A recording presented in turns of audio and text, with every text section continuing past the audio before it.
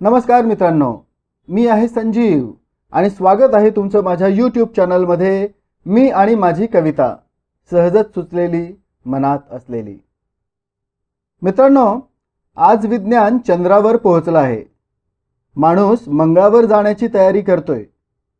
पण आपल्या समाजात अजूनही काही लोक भोंदू बाबाच्या पायाशी नशीब शोधत बसले आहेत। या भोंदू बाबाची कार्यप्रणाली आणि त्याला फसणारे सर्वसामान्य लोक यांचे चित्रण करताना अंधश्रद्धेवर प्रहार करणारी आणि समाजाला जाग करण्याचा प्रयत्न करणारी ही एक कविता। भोंदू बाबाचे मायाजाळ।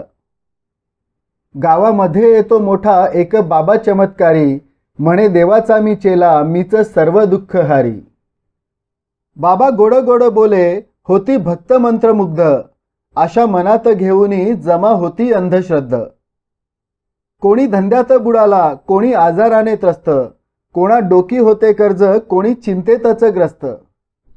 बाबाकडे होते यावर सारे प्रभावी उपाय, येती शरण बाबाला अगतिक असहाय।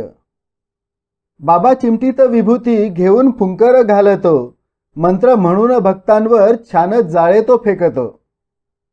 लोक अशांत निराश अडकती त्या जाळ्यात, मन कमकुवत त्यांचे पडती बाबाच्या पायात। कोणी देतो सोने चांदी, कोणी अर्पितो सर्वस्व, धंदा चालतो बाबाचा त्याचे वाढते वर्चस्व। बाबा होतो परमात्मा, होतो भावनांची खेळ, सुरू झालेली असते आता लुटण्याची वेळ। मोठे मोठे प्रतिष्ठित त्याच्या लागती गळाला, आणि येतो मग अजून त्याच्या कीर्तीला झळाळा। पायी लोळण घेते सत्ता, वाढे बाबाची त्या भूक, संमोहित होती स्त्रिया त्याला फसती आपसुक। असा मायावी हा बाबा, जरा रहावे जपून, थोडी वापरावी बुद्धी, घ्यावे भोंदूस ओळखून।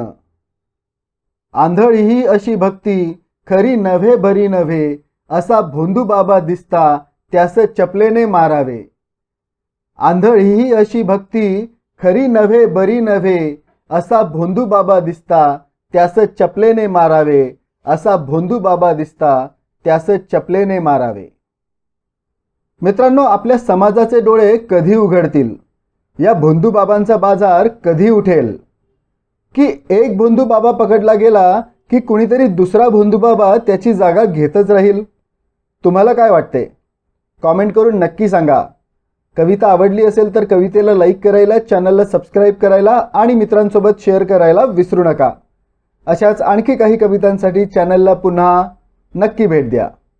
धन्यवाद।